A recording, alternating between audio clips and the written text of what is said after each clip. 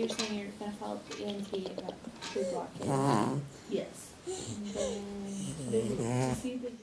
It's not just the Down syndrome. He was 34 weeks, so he was a preemie, and he has Down syndrome. He has a heart defect. He has the reflux.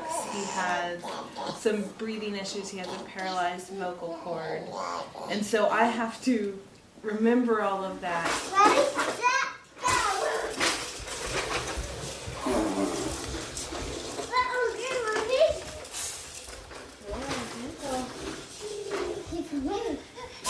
Hey, no. No,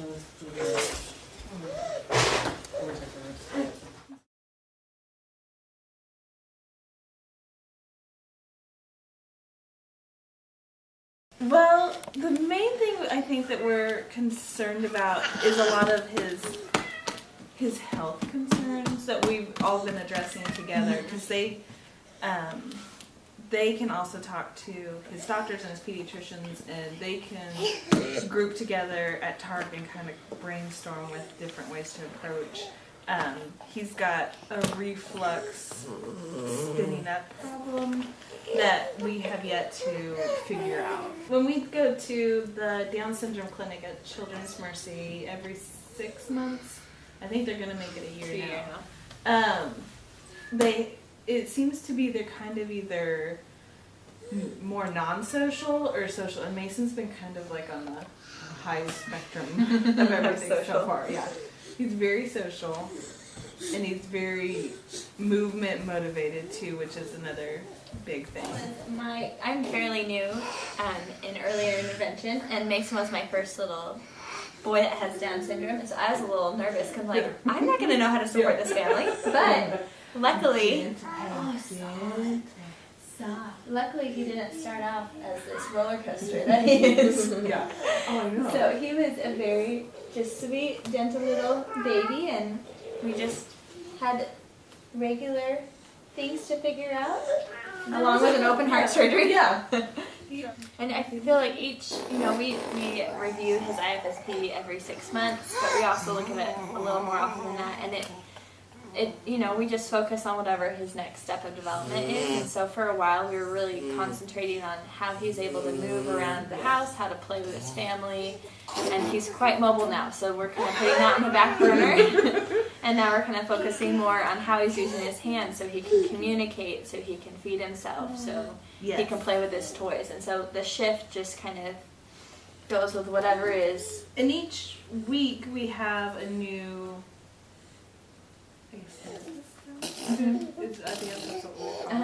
And so each week Karen gets to address something differently.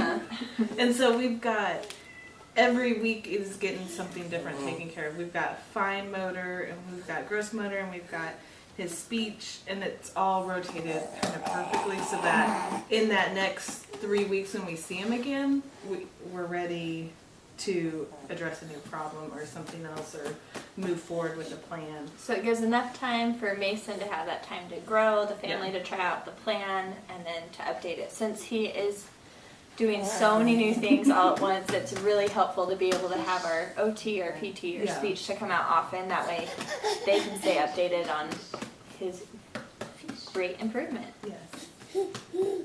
He did a lot of gross motor earlier than expected. Yes. He walked, and it was a large part to do with all the therapists that we had, all of them coordinated. And signing now and speech is a big thing that he's accomplished. Mainly signing and actually having the meaning and not just repeating what we do. Well, and he's also had so many, he had open heart surgery at 5 months old, and so he had to kind of start all over at that point. His arm, he lost all arm strength from his open heart surgery, so to get him to use his hands to actually do the signs was a big goal for him. Yeah, and that's just been the last couple months. Yes. There was no progress there, and all of a sudden he's signing daddy and all done, and back, lots of fun stuff. There's no real typical day because we work with all different families. I have about 18 families that I work with, and so I have weekly visits or every other week visits with each family. I can see a child at their home, or and if they go to a daycare, I'll go to see them at the daycare, and I work with their parents and with their child care providers. And so my time is spent driving to and from the different visits, working on whatever concerns the families have at that time, as well as doing documentation of all of our visits at the office, and working with other teammates. So I'm a special education teacher, and I work with our speech therapist, our physical therapist, our occupational therapist, our dietitian, and Mr. Mason has seen all of those people. So there's a lot of coordinating with all the different people and their specialties to make sure that we can support Mason and his family. And pretty much every week I think we follow up on where we're getting, and most of the time we are getting nowhere. We're waiting on And a we're waiting specialist on or a waiting on the doctor hospital. or a test. But thankfully we kind of Karen got Verity on board with us, and she talked to GI, and then we finally got the pH study that he needed to have done lined up and done. So now we're kind of in a waiting period again, but they've been really helpful on helping us get everything. Speed up the process. Yes. And help me figure out where to go, because sometimes it's when he has so many appointments and so many different specialists, it gets kind of difficult. Yeah.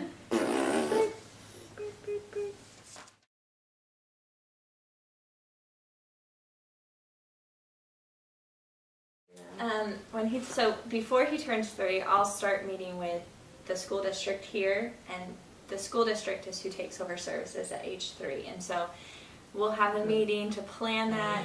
And more than likely, he may be offered like a preschool placement in a elementary school setting, and so that's going to be a very big change from how services are provided right now. They're home-based, they're working with mom, that way she can provide the support throughout the week, throughout the month, and then when he'll transfer to school district, it'll be much more school-based, education-centered. So it's just A group. yes. So So it'll be quite different seeing him go on a little bus. And yeah, and it's like he's 2, so it's one more year. Yeah. And I'm just like, he's only